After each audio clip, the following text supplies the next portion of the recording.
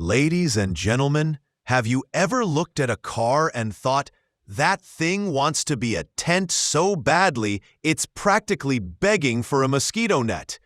Well, let me take you back to 1972, when disco was booming, my neighbor Greg was still trying to turn his garage into a spaceship, and Toyota dropped what might have been the grooviest RV concept ever made, the Toyota RV2. Now back to the RV2, a sleek, two-door shooting brake with ambitions bigger than your cousin's glamping startup.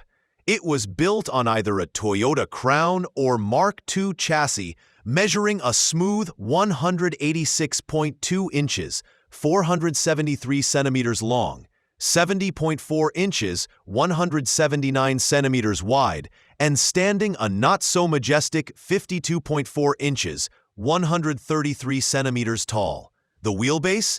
A tidy 107.6 inches, 273 centimeters.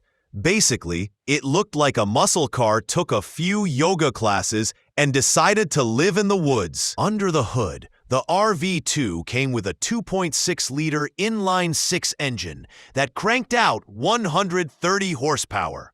Modest by today's RV standards, but back then, it was enough to make your neighbor's VW bus look like a sleepy goat. Mated to a 5-speed manual transmission, it could allegedly hit 118 miles per hour, 190 kilometers per hour, which is probably faster than most tents are legally allowed to travel. Now, here's where things get wild. The rear end of the RV2 split open like a clamshell, hinged below the waistline, and when fully extended, it could be outfitted with striped canvas and porthole windows that screamed, "We're camping, but make it fashionable." The idea was to sleep 4 adults, though I think sleep was a generous term.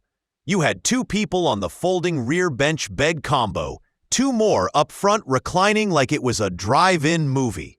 I believe the 5th berth, yes, 5th, was suspended hammock-style in some brochure fever dream. Interior-wise, the RV2 was pure 1970s glory.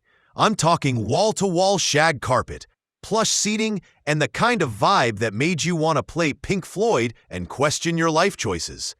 There wasn't a kitchen inside, just references to picnic furniture and vague suggestions you'd figure it out.